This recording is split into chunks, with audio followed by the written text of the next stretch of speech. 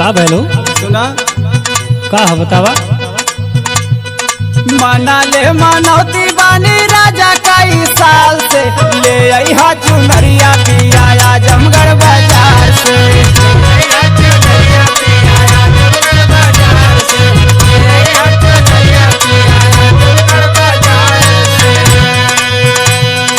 मना ले मनौती बानी राजा कई साल से ले आई हा चुनरिया पिया आजमगढ़ बाजार से।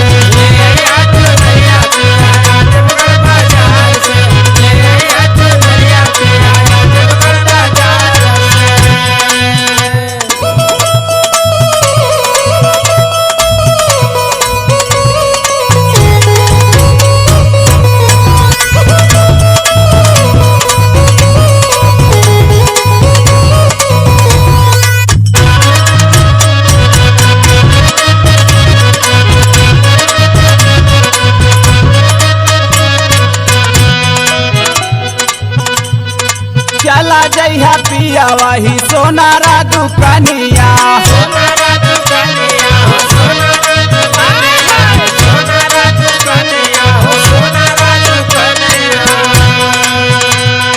नाक के नाथी वाली हा पाँव पैजनिया।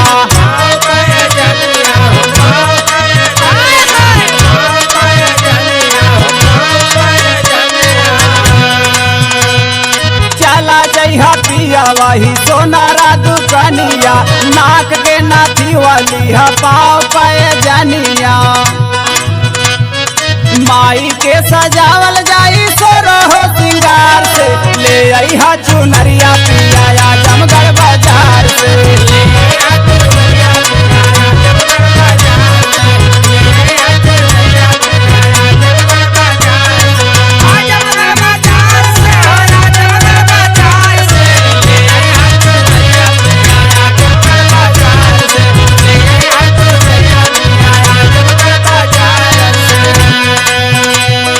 चला जइहा पिया वही मालिया दुकानिया।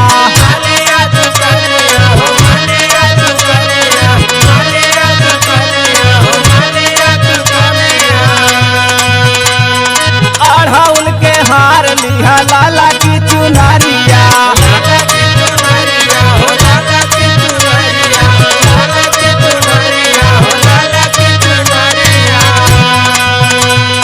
चला जइहा पिया वही बजा जावा दुकानिया।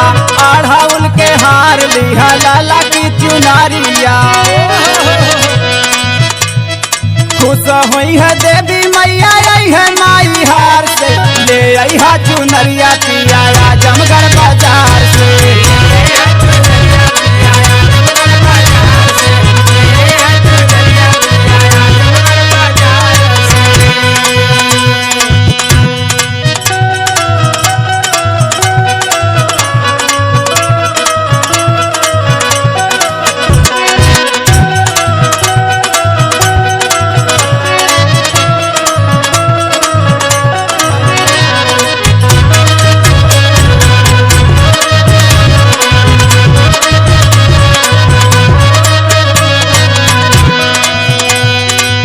हरे के रहल पिया हमारा मनौती।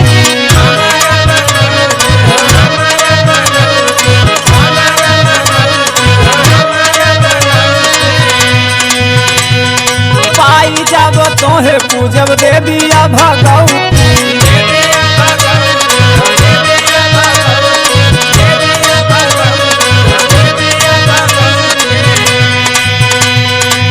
हरे का रहल पिया हमारा मनौती।